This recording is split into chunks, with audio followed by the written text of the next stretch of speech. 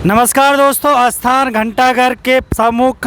इंद्रमणि बडोनी जी उत्तराखंड के गांधी जिनको कहा जाता है, उनके स्मारक पर आप देख सकते हैं सूर्य की किरणें लगातार यहां पर पड़ रही हैं और हमारे साथी यहां पर बैठे हुए हैं कुछ सत्याग्रह करने के लिए। उनमें जो है मीनाक्षी रावत यहाँ पर बैठी हुई हैं, सचिन नौटियाल यहाँ पर बैठे हैं, उनके साथ मैं सुरेश सिंह यहाँ पर बैठा हूँ। और आप देख सकते हैं सुबह से यहाँ पर हम लोग बिना खाए पे यहाँ पर बैठे हुए हैं, उपवास पर बैठे हुए हैं। कल भी उपवास पर बैठे थे, आज भी उपवास पर बैठे हैं और आगे भी हमारी रणनीति जो रहेगी, उत्तराखंड सरकार जो लगातार हमारी मांग चल रही थी कि सीबीआई जांच होनी चाहिए और उसी की मांग को लेकर एक बार पुनः युवाओं का जो ये सत्याग्रह है शुरू हो चुका है। और आप देख सकते हैं किस प्रकार से यहाँ पर स्वर्गीय इंद्रमणि बडोनी जी उत्तराखंड के गांधी जिनको कहा जाता है, उनकी प्रतिमा के नीचे यहाँ पर बैठे हुए हैं। हम इनसे तमाम जो साथी यहाँ पर बैठे हुए हैं,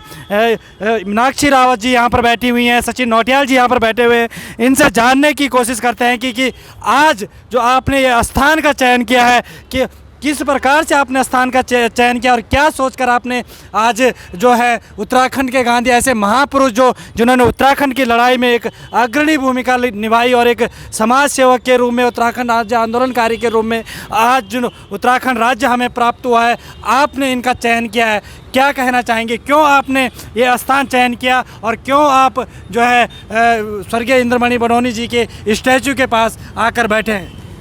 ये हमारी इंद्रमणि बडोनी जी सबसे पहले गांधीवादी विचारों के धारा था, जिन्होंने एक से एक लड़ाइयाँ जीती। गांधीवादी विचारों के द्वारा हम पहले सत्याग्रह कर रहे थे, इसीलिए हम ये गांधीवादी विचारों के सामने यहाँ पे 3 लोग बैठे हैं। 3 लोग हमारे गांधी पार्क में बैठे हैं, वो गांधी जी की प्रतिमा के आगे बैठ के हम ये दिखाना चाहते हैं कि हाँ, सत्याग्रह करके, अहिंसा की लड़ाई करके लाखों दिल जीते जा सकते हैं, बड़ी बड़ी लड़ाइयाँ जीती जाती है, सरकार को झुकाया जा सकता है। और हम अपने सत्याग्रह की ये आंदोलन को लगातार जारी रखने के लिए इसलिए यहाँ पे बैठे हुए हैं। इन्होंने इस उत्तराखंड में बहुत सारी लड़ाइयाँ लड़ी, उत्तराखंड में अलग गैरसैंण राजधानी बनाई, उत्तराखंड आंदोलनकारी जब यूकेडी की स्थापना हुई उस टाइम जुड़े और उत्तराखंड को अलग राज्य बनाने के लिए इन्होंने बहुत सारे प्रयास किया और उसमें महत्वपूर्ण भूमिका निभाई। अच्छा, आपका कहना है कि जो बडोनी जी हैं, स्वर्गीय इंद्रमणि बडोनी जी हैं, कहीं ना कहीं अहिंसात्मक रूप से जिस प्रकार उन्होंने लड़ाई लड़ी, उसी प्रकार से आज का जो बेरोजगार युवा है, आप जो यहाँ पर बैठे हुए हैं,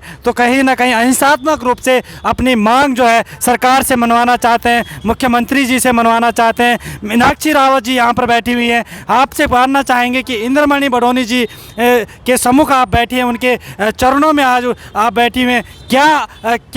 आपका क्या उद्देश्य है कि आज आप इंद्रमणि बडोनी जी के सम्मुख आकर उपवास पर बैठी हैं? हमारा उत्तराखंड राज्य जो बना है वो उसको बनाना इतना आसान नहीं था शायद, है ना। जब भी हमारे बड़े बड़े जो ये महापुरुष हैं, इंद्रमणि बडोनी जैसे जो लोग हैं, इनके वजह से ये हमारा उत्तराखंड बना है। और ये जो हमारे बडोनी जी हैं, ये गांधीवादी विचारधारा के थे, इसीलिए आज मतलब हमारा उत्तराखंड राज्य है, ठीक है। और हम लोग इसीलिए यहाँ पे बैठे हैं कि हम भी सत्याग्रह ही कर रहे हैं, हम भी गांधीवादी विचारधारा के ही तरफ अपना रुख मोड़ रहे हैं, ताकि हम लोग भी इसी तरह कभी ना कभी अपने मतलब जो सीबीआई जांच की मांग है उसको एक दिन मतलब हम लोग अपनी चरम सीमा पे पहुंचा सकें।